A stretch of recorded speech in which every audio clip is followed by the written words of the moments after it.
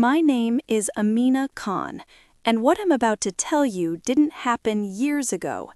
It happened last winter, on the day I realized silence can be louder than shouting, and dignity doesn't ask for permission.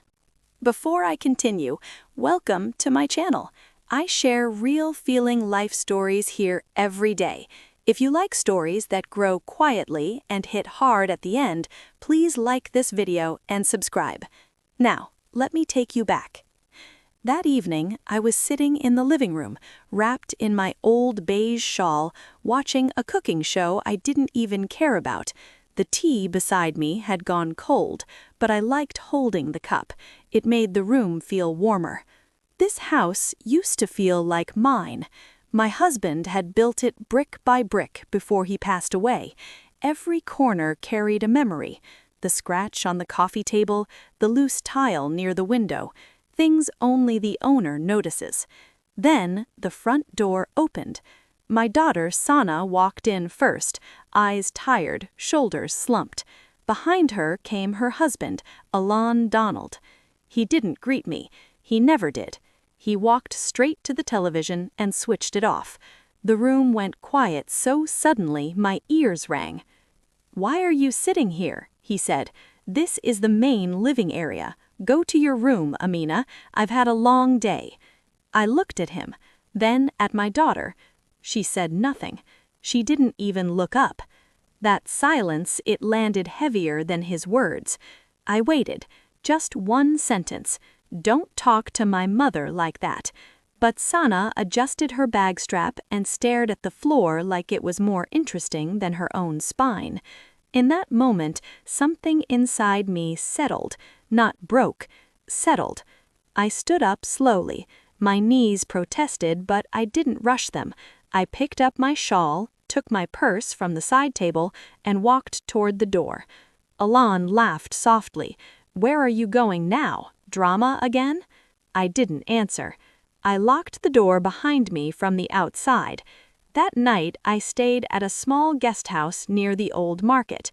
The bed was stiff, the room smelled of detergent, but for the first time in months, no one told me where I could sit. I slept deeply. The next morning, I woke up early.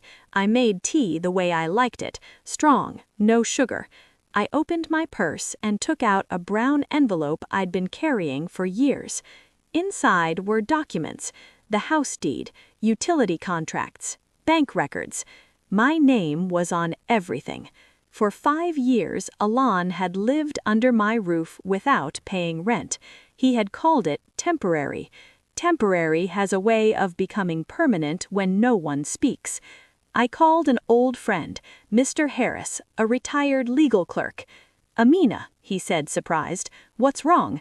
"Nothing," I replied calmly. "I just want things correct." By noon, the paperwork was ready. At exactly 4 p.m., the doorbell rang at my house.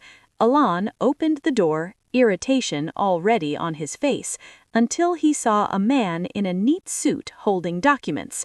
"I'm here to deliver a legal notice," the man said politely. Sana called me immediately. "Ami, what is this? He's saying we have to leave." "Yes," I said, "in 30 days. "Are you serious? Over one argument?" "No," I replied, "over 5 years of forgetting whose house this is." Alon could be heard shouting in the background. That evening, I returned home, not to live, just to collect my winter clothes. The living room looked different when I walked in, smaller, less powerful. Alon stood near the sofa, arms crossed. "You can't do this," he snapped. "Sana is your daughter." "Yes," I said, "and I am her mother, not your servant." I packed quietly. "No shouting," I added. "Any noise, and the next visit will include the police." He went silent. 30 days passed quickly. Sana moved out first. On the final day, I stood at the gate while movers carried Alon's furniture away. He didn't look at me. Pride does not survive eviction well. When the house was empty, I opened all the windows. The air moved again. That evening, I cleaned the living room myself. I placed the armchair back near the window. I turned on the television and raised the volume to exactly where I liked it. 2 weeks later, Sana visited. She knocked. "Can I come in?" she asked. "Yes," I said, "as a guest." She sat quietly, holding her tea. "I didn't know how much I was disappearing," she whispered. "I know," I said. "That's why I stopped disappearing first." She cried. I didn't. Some lessons need tears, others need boundaries. So if you're listening to this and living in a house where your voice has been lowered slowly, remember this: love does not require humiliation. Family does not mean silence, and age does not cancel ownership of property or of self. Sometimes the strongest sentence is not shouted. Sometimes it is served on paper. Thank you for listening to my story. If it touched you, like the video and subscribe to the channel. Tell me in the comments where you're listening from. And remember, your house, your rules, your volume.